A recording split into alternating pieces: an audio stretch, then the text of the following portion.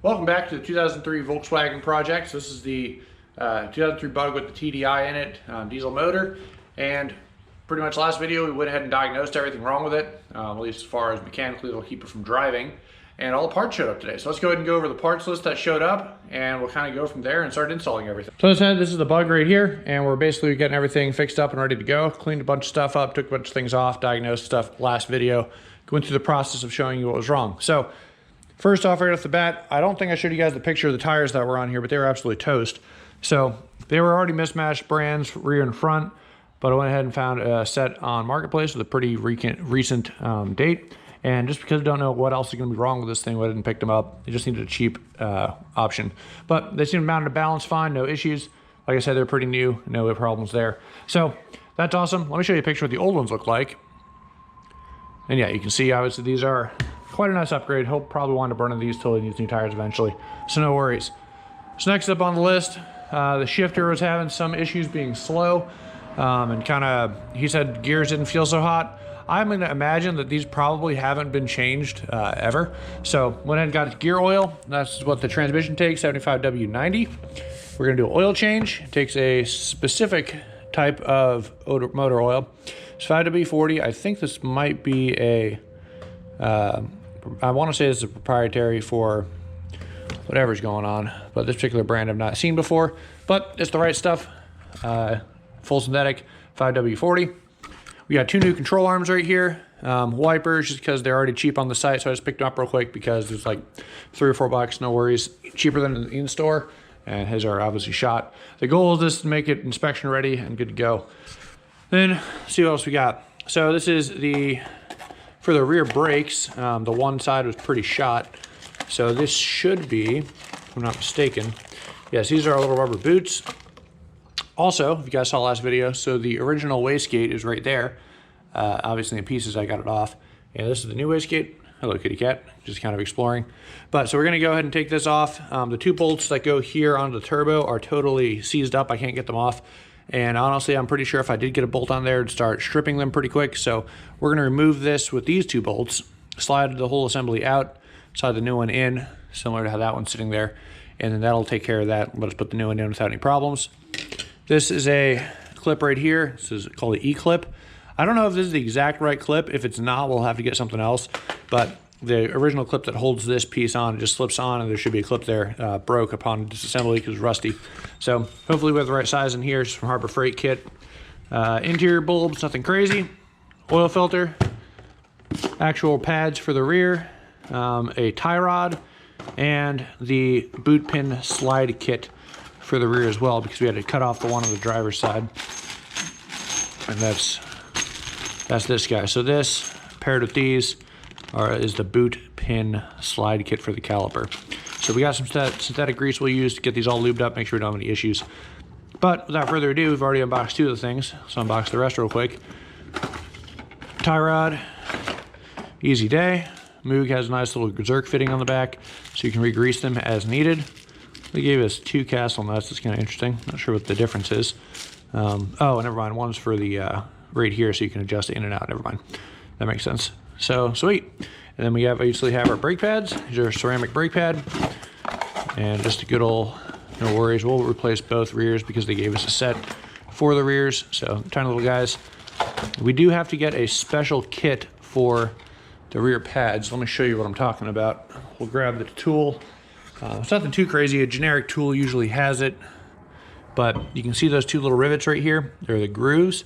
This whole thing is actually, if you can see it out there, it has, well, maybe not, but basically to get this back in, you have to rotate it back while applying effort. So we'll have to get a kit for that. No worries though, easy day. But without further ado, it's pretty much everything. First thing I'm gonna go ahead and do on this thing is do the oils. So we're gonna do the transmission and the actual oil change. The oil filter is located right here. And the reason we're gonna do that is so when we go to AutoZone to get our rent kit for the brakes, we can go and swap it out and dump our old oil out at the same time. Always gotta be thinking how to make the most of your time. Like I said, without further ado, go ahead and hop into the oil change first. All right, so underneath here, that's where the new wastegate is gonna wind up going, just so you guys are aware. It was just dangling out, and this is the vacuum line that goes to it.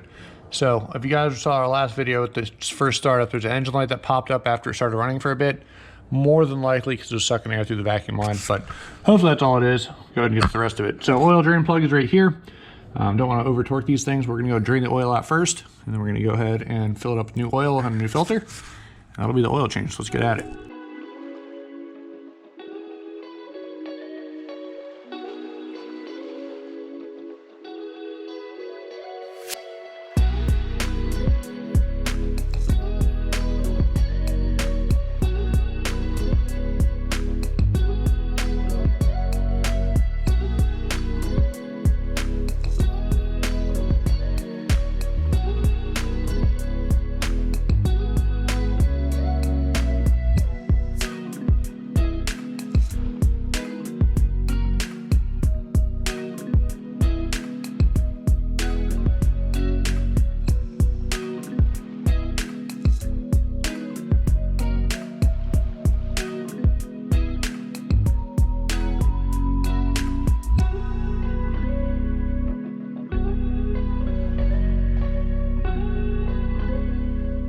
All right, quick Google, 4.8 quarts is the oil capacity. So we got 5.2 quarts, doesn't hurt anything. It does have a slight leak in it somewhere. So I don't think we drain anywhere near 5. So definitely something when he gets back to keep an eye on. Don't want to go run this thing out of oil, but should be good. Let's go ahead and pop in our 5 quarts.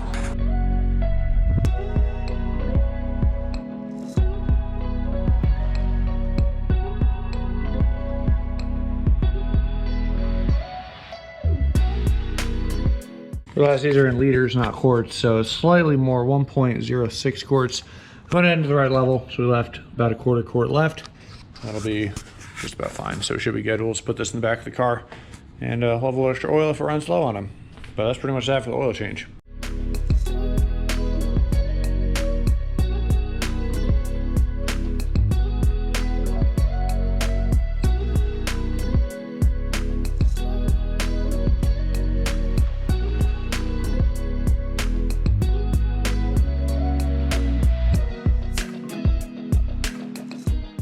All right, so oil's changed, looking a little more presentable. Went ahead and wiped down real quick. So now we're gonna go ahead and go underneath and do the transmission fluid next. So I need to make sure I know where all my fill and drain ports are. Then we'll go ahead and do that. Well, that kind of sucks. So this is the drain port right here, and the fill port is right here. However, it's with some kind of weird, super huge, like a inverted 5-sided socket, essentially. I almost wonder if I could use a bolt head in there or something. But regardless, looks like we're not doing that just yet. So that'll be a little bit of a later problem, I guess. All right, so I went ahead and ordered the socket for the transmission. So that'll be here, and we'll knock that out before the end of this video, but not right now. Next up, as you guys can see, we're gonna swap out these wastegates just because it seems like the next most difficult thing to do in terms of access. So obviously not good. But all I need to do is pop off these 2 10 mils and then figure out the proper length for this. I'm gonna go basically off the old one.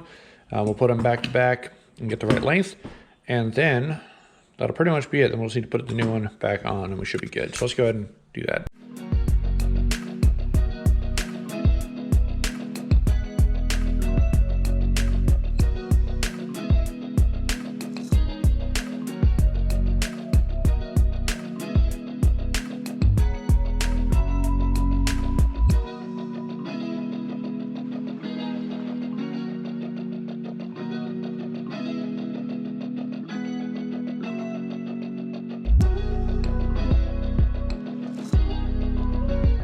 All right, so looking at these, it seems to be the 1/4 inch ones, which came out of this bag, fit. I don't know if you guys can see in there. Hopefully, I'm trying to do my best. Right here is the guy, and the actual arm doesn't come off, so that's what we want. Now I just need to tighten up the 2 bolts.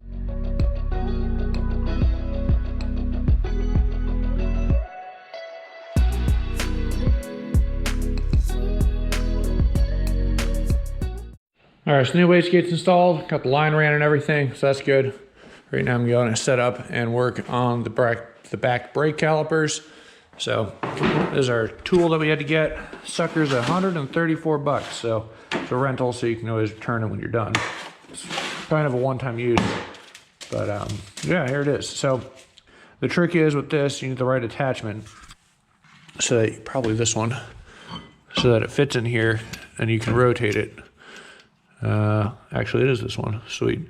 Yeah, it fits in there, and then it rotates the drum, or the rotor, sorry, rotates the piston back into the actual caliper. So we can put our new pads on. So let's go ahead and do that next.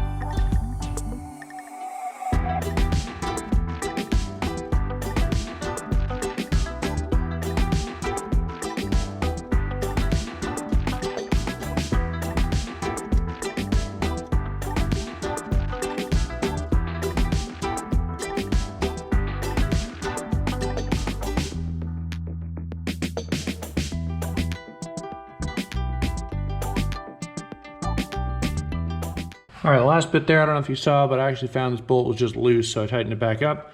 But e-brake's back on, we're all good there. As you can see, when you push this down, it actually moves the whole caliper.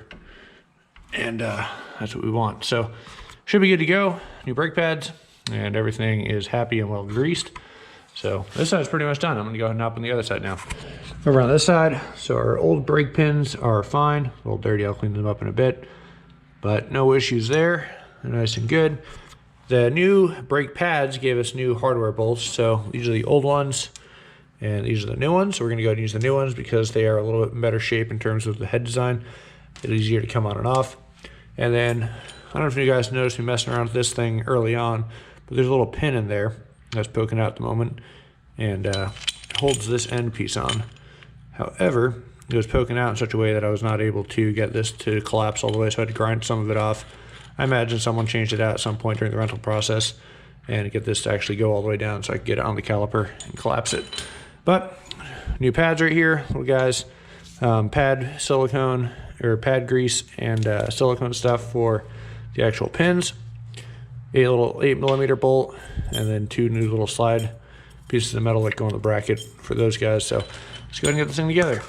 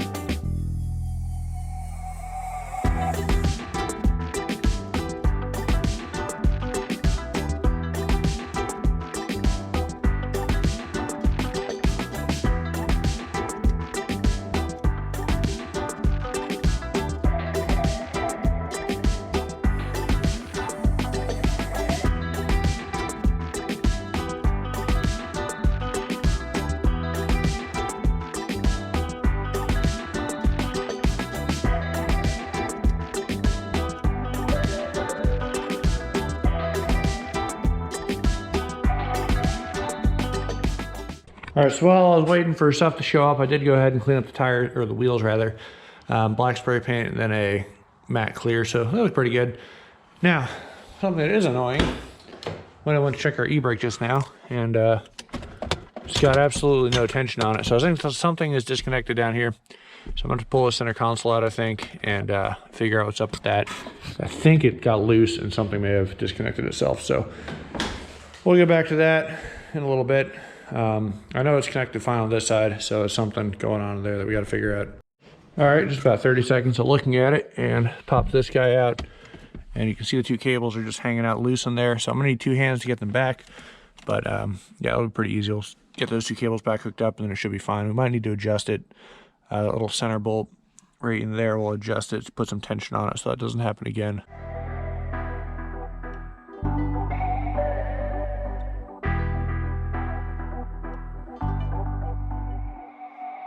All right, so you guys, I was just noticed that I evidently stopped cleaning right here, but went in and adjust the cable now.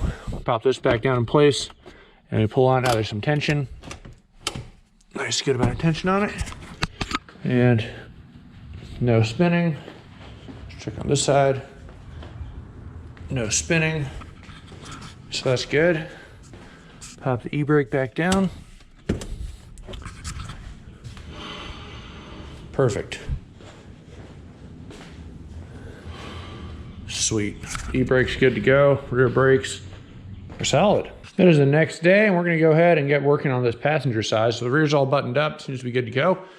So next up is up here. So mainly what we took apart is this lower control arm, which was broken and messed up. You can see this is all messed up right here, and this is what it's supposed to look like. So that's all nice, not so nice.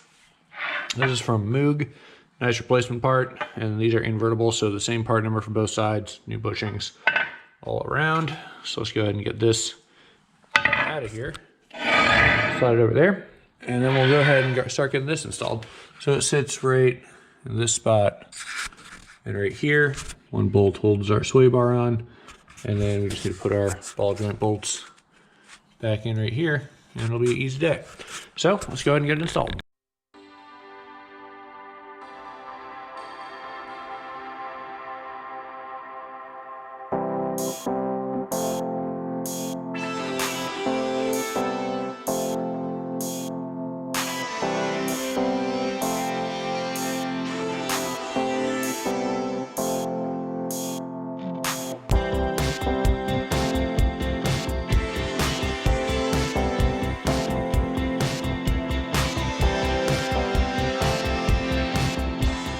Lower control arm is in, looking good. Got our ball joint bolted down, everything's good there. So next thing we gotta go ahead and do is swap out this tie rod right here. So everything seems pretty good, but the actual tie rod end is loose. As you saw when we had it in here, it was able to move back and forth pretty easily. So I'm gonna go ahead and take this bolt off. I went ahead and hit it with some white spray paint to kind of mark where it is. I'm gonna go ahead and remove the bolt, and then we'll try that one more time and make sure it's where it's supposed to be. So let's go ahead and knock that out real quick.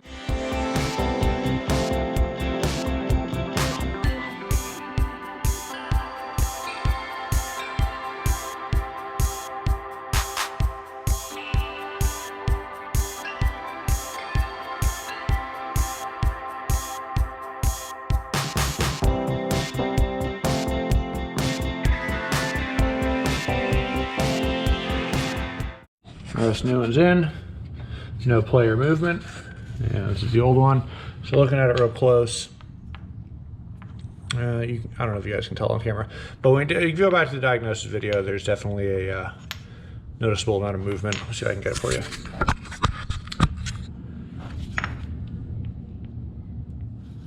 Yeah, basically. You can move it, it's just worn out. So the new one's a greasable fitting where this is not, and it already has grease in there, and it should keep it from wearing out as quickly. So pretty much done with the driver's side. I think that's actually about it, which is awesome. So I'm gonna go ahead and move on to, or sorry, the passenger side. Let's move on to the driver's side now. All right, so on to the driver's side now. As you guys remember, we did break our ball joint lower mount here, so couldn't quite get that out. I need to see if this bolt actually fits. Hoping, oh, it does not. All right, we'll have to run out and grab a third bolt right there. Unfortunately, something thinner. This is a grade 8 I had laying around. I thought it would be good enough, but not quite. So we'll figure out something to fit in here. As for the third one, and if we ever get new ball joints, which if he holds onto the car, he will eventually, he'll replace it. But for right now, nothing critical. It just makes the install a lot easier than trying to hold each individual nut. So let's go ahead and get this installed next, and kind of get on our way.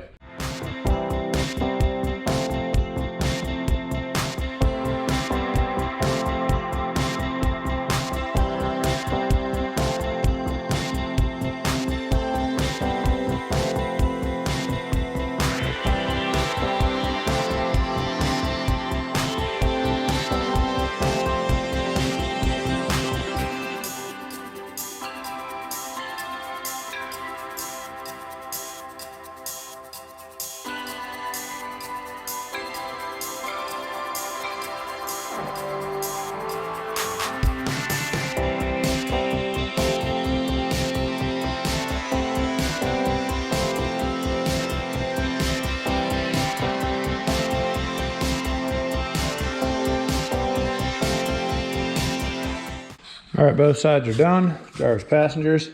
Go and pop the wheels on. And all we're waiting on now is our 17mm Allen key to come in so we can go ahead and do the trans fluid. And yeah, it's really about it. So I think in the meantime, I'm gonna go ahead and start this thing, let it get up to temp, and see how it acts. Now obviously we won't be putting it in drive or anything, so transmission is what it is. It's got plenty of oil. So I just kind of want to see if there's any coolant leaks or anything else that I can see with the drip pan off and it actually up in the air. So put the wheels on and then we'll get it started up. All right, I'm thinking about it. These are the bulbs that go in the door. The one on this car was out earlier, and they're only $1 extra. I went ahead and ordered them. So just sits in there. We gotta do that with 2 hands, but yeah, if you guys are curious, that was part number. And that's the old one. All right, let's go ahead and start this thing up. And I'll just kind of sit it out, let it idle here for a bit, see what it does. Hopefully nothing crazy. Sure, we're neutral. Seem to be good. Still really stiff. I need to see if I can loosen that up at some point. It might actually be not the cables, but whatever that holds this pivot point. So we'll check that out later. But for now, and crank it on.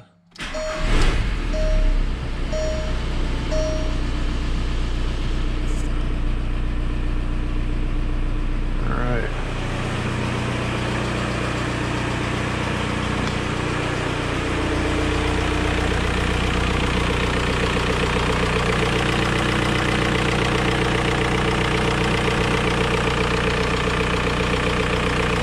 A little bit ticky. I don't know what that is.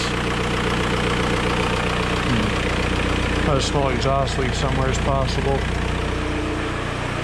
But just let it do its thing for a little bit here.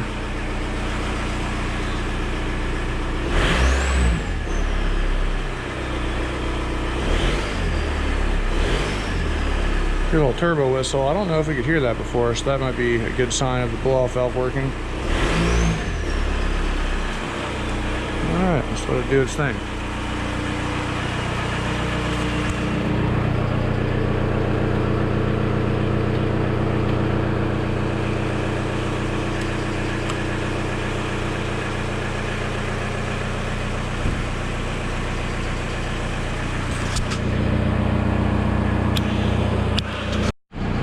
Alright, so it's been running for a while now.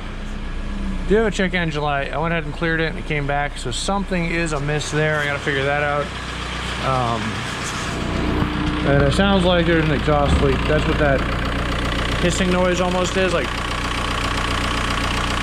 that sound. I can smell exhaust in the engine bay, so there's something up in here. Probably on the underside, but I don't know if we're gonna tackle that just now. We'll see. Yeah, other than that, it doesn't seem too bad. Everything seems to be okay. When it's a diesel, so there's that. But there's always a little bit of a tappy motor. You can really hear it under here. So, looking around, I haven't seen anything leaking or dripping, which is good. And I did figure out what that engine light's about. My code reader can't read it, so I may have to drive it over to a AutoZone or something and see about having someone with a better reader, see what that's about. But other than that, I did shift the transmission. It feels all right. We're still gonna do the fluid change. Obviously, the running light's out. Looks like one of the tail lights is also out when I was messing with it. Yeah, it's running for probably about 10 minutes now, and so far, so good. All right, so it got pretty warm. Started messing around until the AC didn't work, and that seems to be the case. So I went ahead and put on a refill kit just to see if maybe it was low, and add a little bit to it, nothing. And then I also noticed the radiator fans never kicked on, and the pipes are pretty warm. So I imagine that's the intake. We're definitely getting some coolant. Radiator's warm, but usually the fan should kick on at some point. So I need to check over these fuses. Just kidding, that is not as helpful as I thought it would be. All right, somewhere in here is an actual fuse box. I gotta go do some research, and we'll kind of take you along. I wonder if maybe the fans or a relay is out, which is why they never came on. So that's interesting, but I do know that if the fans don't kick on, the AC generally won't kick on, because it doesn't want to tax the system. So let's go ahead and do some more research, see what's up. Now, I will also say it never overheated either, so maybe it just didn't build up enough engine heat. But I had it idling there for a good bit, and there is a coolant light. Unfortunately, there's no actual coolant temperature sensor, which kind of sucks. So, one thing at a time, but the radiator fan's not coming on is interesting. Usually they'll kick on at least a low speed when it gets up to operating temperature. So it's possible we just never got there, but based on how long it was sitting there idling, it should have. So we'll see. And then the check engine light could be anything from emissions to who knows what else, so we'll get back to that a little later. I'm not going to worry about it too much. It could just be a vacuum leak, could be a ton of stuff. You can see this whole vacuum snake system going through here. So there's a lot of options for things that it could be. Like I said, I got to do some more research and see what we can figure out. So Google has paved the way, and check the fuses first. They're pretty easy. This one on the far end is what has to do with fans. Checked all these connectors. They all have the correct amount of voltage going to it, which is the 14 whatever from the from what you're supposed to have, so that's good. Notice this is a little bit burnt over here, so that's interesting. It may have gotten hot at some point. Probably not recent, but just something to be aware of. Pop this guy back on. Not really important over here. So, oh, I see. That's annoying. So this goes on. That goes on top. All right, anyway, sorry, rambling. But fan's not coming on, so. All right, so Google has paved the way, and I think we figured out what the issue is. But basically the fans are not coming on. We let it idle for a good while here, nothing. And I know for a fact that when you turn the AC on, turn the button on, turn it to max, the AC compressor should kick on and the fan should kick on. If one of those two is having problems, they won't, because it'll add more stress to the motor that could already potentially be overheating. This, in my opinion, also explains why there's low coolant in there. It's very possible it overheated in the past and bubbled some coolant out. So it's not the end of the world, but it's something to be aware of. Could also be our check engine light. But apparently it is super, super common for the Beetle to have, especially from this year, 03, and this generation in general, to have the fan controller go out. And it also, ironically enough, controls the AC. So it's actually located underneath this battery box, and I was watching the guys telling me about it, and it's located underneath. So let's go under there and check it out. All right, so going underneath, it's actually located right there with that little bit of white underneath it. So that is the fan controller, and you can get to it from the bottom there's two 10 millimeters on top, and I was just watching a video, which is how I even know this exists, and that's the controller for the fans. So looks like I'm trying to follow the wire harness a little bit. I can't see much about the AC, unfortunately, but two wires for the fans are right there, comes around, plugs in right there, and then they also branch off to go to that little controller. So it looks like that's the next logical place to start. So a new one, looking it up, doesn't seem too expensive, so I actually going to go ahead and get that ordered, and that'll kind of help us proceed. There's a lot of spider webs up there, so I'm going to do my diligence and vacuum the ever-living crap out of that to make sure we're good. Yeah, so that's good to know. And bottom radiator hose is also pretty cool, so we may not have fully gotten it up to temp, but still it should have kicked on with the AC, so that's good to know. But apparently it's very common, so we're going to go ahead and order a new one of those, swap it out, and see if that fixes our issue before we get off jack stands.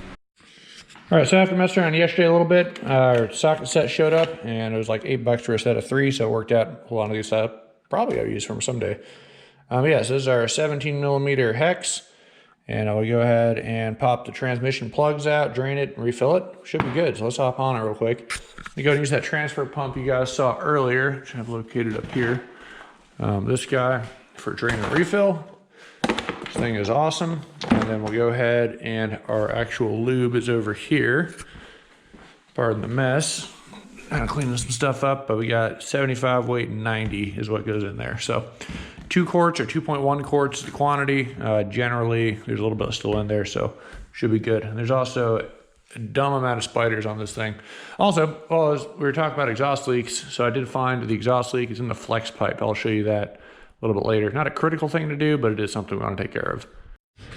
All right, so let's go ahead and get into this transmission fluid change. Before I did that, I knocked that wiper change because I had them laid around. So those are good. The old ones were pretty crusty, but let's go find out if this thing works. So fill plug, this one does not require too much research. Fill plug is right up here. Ooh, that is way much longer than I needed it. And drain plug, where did you go? It's all the way over here in the low spot, so that makes sense. Let's see if it fits. Boom, perfect. So we'll be able to get that out. Oh, that's not good though. But check all that out. That is coolant dripping. Huh. Okay, so I was worried about this because the other day I saw some coolant drips coming from somewhere. I don't know where that's coming from. That's not good. We need to figure out the source of that coolant leaking. Huh. Oh yeah, look at that little drip right there. Interesting. All right, side note, instead of doing this, we're gonna figure out the source of that coolant leak. That's not good at all. All right, so there's a housing right here. I don't know if you guys can see that, right where these two coolant lines meet. And that's the most likely culprit that I can think of. If it's not coming out of there, it could be coming out of a head gasket, which I really hope is not the case. So I need to figure out and go look around in here and see if I can find anything. I think I'm gonna pull out the air box because that's just in the way and I can't get my face. I wanna look at this angle right here and I'll take a look at the side of the block and see what we can see. So let's go and get the air box out of the way. It's already pretty loose. Hopefully that's not indicative of something being wrong. Should just need to pull off. Let's see, we should be able to pull off these intake tubes. It's kind of loose right now going to the turbo. But we'll start pulling some stuff off and see what we can get in there. All right, so poking around in here, I can see a drip. Saw it drip, and then also when you're looking at the intake tube from the bottom, there's a ton of oil. It's coming out of this little PCV valve right here that runs off top of the valve cover and over and in. So should just pop off. I want to see if I can replace that. But regardless, what I'm trying to figure out right now is if it's head gasket or if it's, so I don't know if you can see that little gasket sticking out. This guy, right? You can see that corner. See how there's something with like 3 little holes next to that leaf? So that's where the head gasket meets the block. The top part is the head, the bottom is the block. So I'm following it around to this side, and you can see a corner of the gasket sticking out right there. And then we have this little coolant Y piece, and I'm hoping, and I think, it's leaking from the bottom of this coolant Y piece right here. So I'm trying to get you guys a good picture of that. And unfortunately, I cannot tell because the gasket's directly below it. I can't tell if it's leaking from that Y or from the head gasket.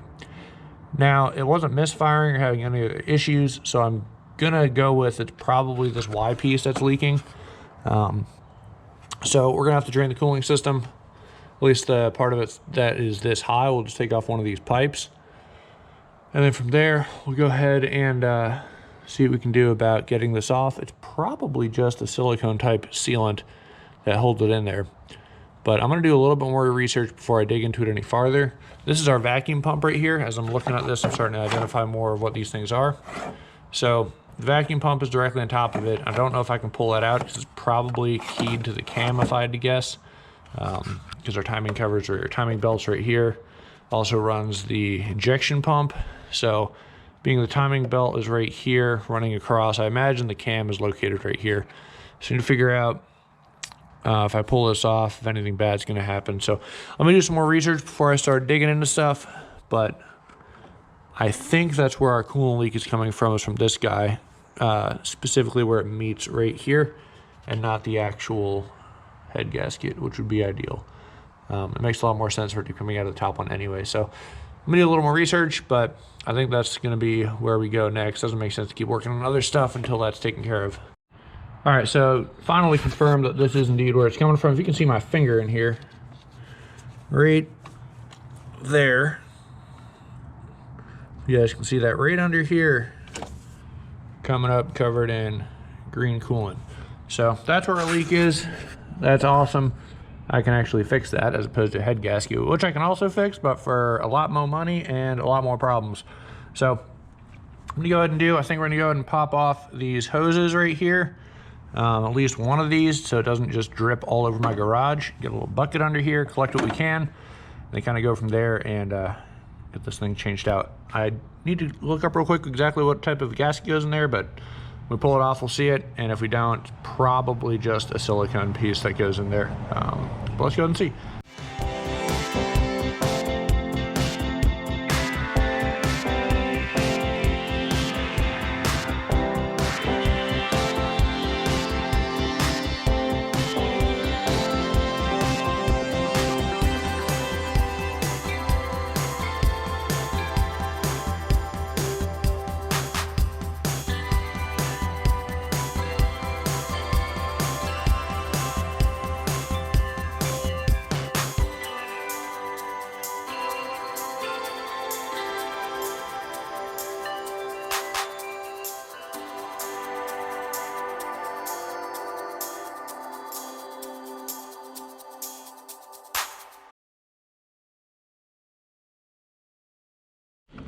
right, so there you have it. So it's taken apart, and here's where our leak was. I don't know if the gasket got pinched on reassembly or what, but totally shredded the gasket there. So I need to figure out what this is called and order a new one. It honestly, based on how it's rippled out around here, it might just be a thick bead of silicone. But I'll look into that a little bit and make sure. Can't really tell. Probably an actual gasket. So we'll see if we can order one. That should take care of our coolant leak. But yeah, that's where it was. Definitely where it was coming from. All right, so looking at this old O-ring a little bit closer, I'm pretty sure this is someone's attempt to just use silicone. I can tell by the way it's ripping and it looks like it's squished out. But yeah, unfortunately it just tore itself or pushed out in this corner. So this is a new one. There's supposed to be an actual O-ring. So there's this guy. That is the part number right there, 25598. And took a little bit of research to find this thing, but if you squish it, obviously it's round, just about the same size. So we're gonna go ahead and put this into the Beetle, clean our surfaces, put it together, and then refill it with coolant, and we should be good. But like I said, it goes right in here. And let's go ahead and get that in.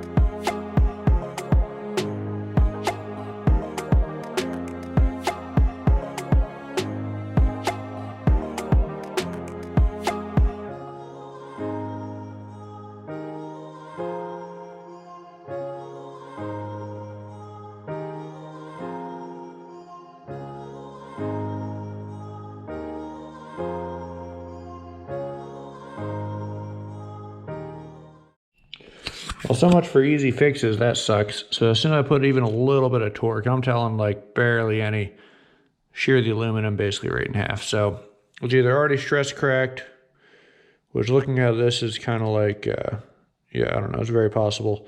But I went ahead and put some Right Stuff gasket maker on, hold the O-ring in place because it's falling out every time I touch it. But this whole thing, I mean, it's very crispy.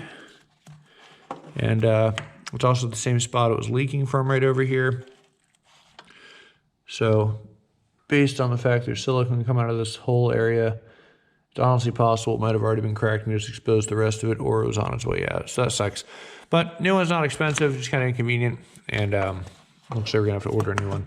So it's called a coolant outlet pipe. And yeah. So, and these over here, which are kind of interesting, these are actually glow plugs to help heat the coolant, which is pretty wild. So that's interesting as well. I was looking into that, what these are.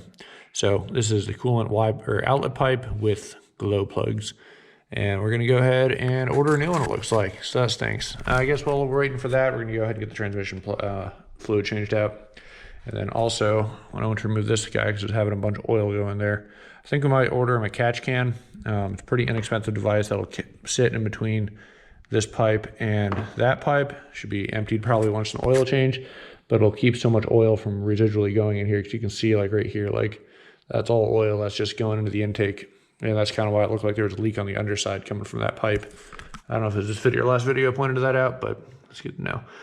So one thing at a time, but definitely a little bit annoying. It's definitely a one step back in my opinion.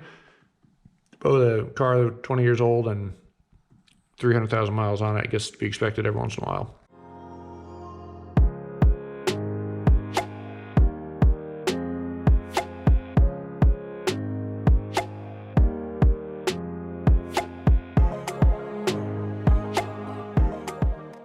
Figured before I put in my parts order, make sure I could actually take off this. This is the glow plug heater thing right here. It's kind of interesting, and I don't really know how that works, but sure, why not?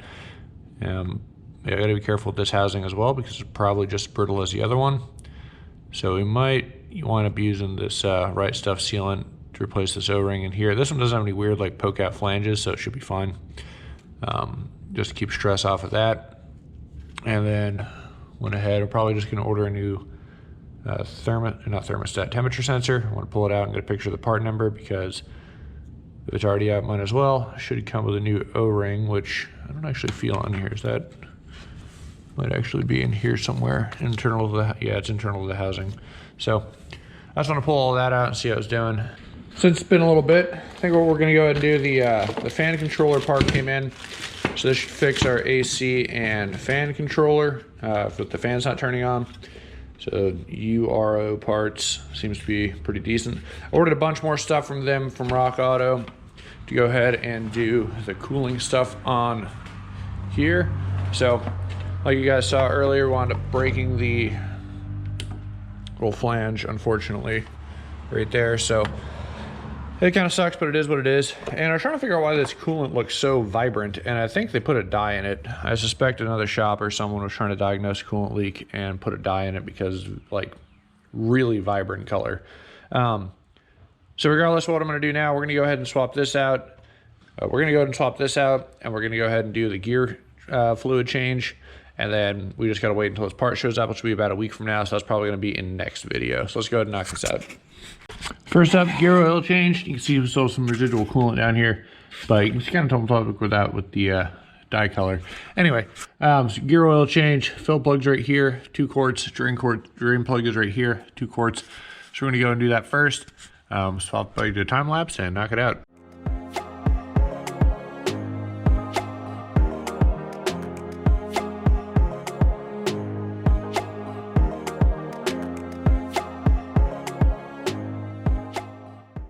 Damn, that actually looks brand new. They must have just done that like really recently.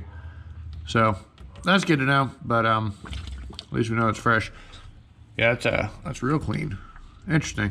That does explain. I did try the car when it was when it was in the air while it was running, going through the gears, and it felt pretty smooth.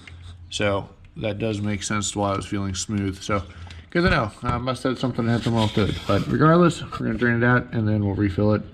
Easy day.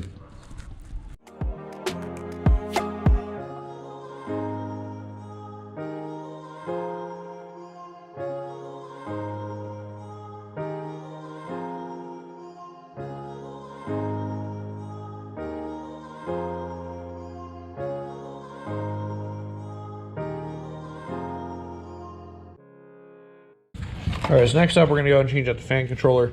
As you can see, there are 2 bolt heads on top. I was watching a couple other videos on how to do this. And underneath, that's the controller right there. And on top, if I can get a hand in here, there's 2 10mm bolts that I can feel.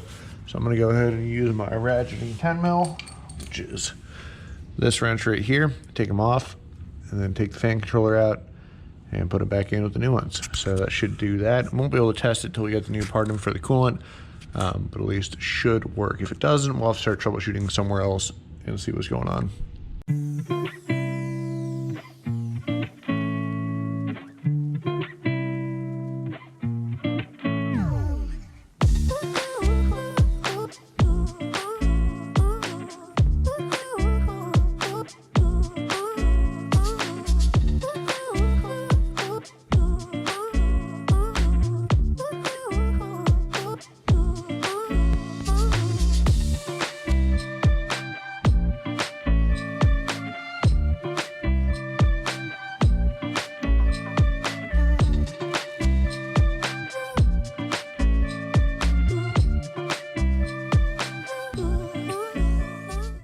New fan controller is in, going from the underneath. Definitely not too bad. Ratcheting wrench made it money, but you could probably do it without it.